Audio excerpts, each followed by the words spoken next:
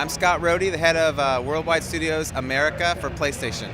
So let's talk a little about E3 2014 when it comes to a lot of the announcement you guys have. Let's start with PlayStation TV and what that opens up. Well, one of the things I want to talk about is how PlayStation is a technology innovation company, not just a games innovation company, right? So PlayStation Now is a perfect example of that.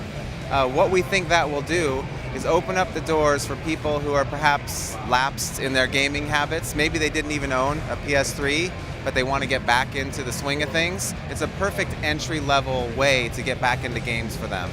And PlayStation TV is an extension of that. PlayStation TV is another thing to do. So exactly, you can stream games from a PlayStation 4 in your house to a PlayStation TV in another room. We're basically trying to create this whole ecosystem that makes games more accessible and easier to get to in your house. And where does PS Vita fit in that ecosystem?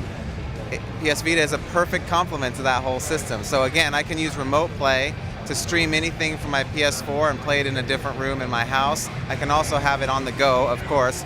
PS Vita is kind of my favorite machine because I travel all the time. So right now when I go home every night, I'm playing a little bit of MLB The Show, continuing my Road to the Show character. So it's a great machine that complements the whole ecosystem for PlayStation. What has PS4 opened up now as you start to see developers that have been working on it for multiple years, and we're starting to see games that have been in development for multiple years? We are absolutely just getting started there. So every time I go to a developer and see a new milestone demo, or even here when I see the games from other countries like Bloodborne coming in and I see the latest, they blow me away. Because the PlayStation 4 has so much power, the devs are just continuing to unlock that. Bloodborne in specific, I just saw the latest about an hour ago myself, because it comes from studio out in Japan. It's absolutely stunningly gorgeous. It's a beautiful game. I can't wait for people to get their hands on this later on. And just as a big picture thing, explain what Bloodborne is all about. Oh man, so this is from the makers, it's from Software. And they're the makers of Dark Souls and Demon Souls, which are some very intense, hardcore games.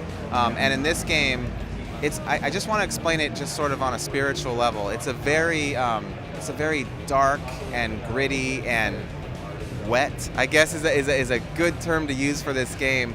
Everything you do has every pixel on the screen has so much character. It's such a dark world for you to explore. You're just going to have to watch the trailers and see more about it as it evolves over the upcoming months.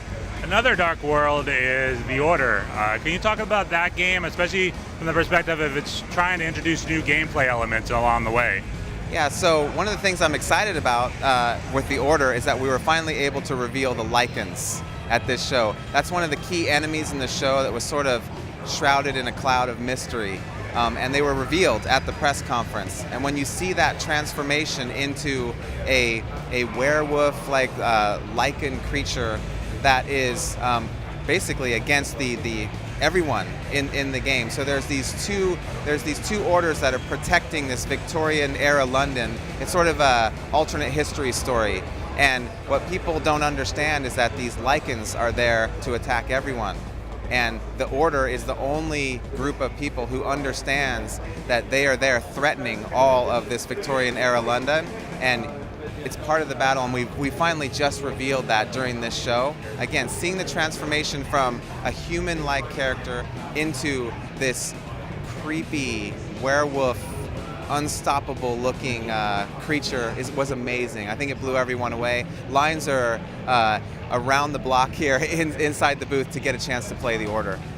When it comes to interactive storytelling, we've seen evolution from PlayStation 1 through now to PS4. How are you seeing the PS4 open up even more cinematic storytelling in-game experiences?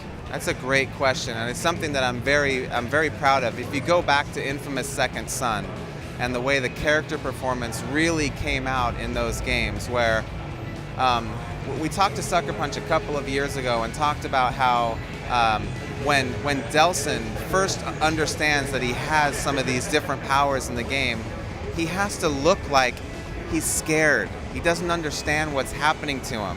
It's kind of like when you think back to superhero movies like Spider-Man, when Peter Parker first started to realize, after he's bitten, what's going on with me? And then after a while he starts to realize, this is actually really freaking cool.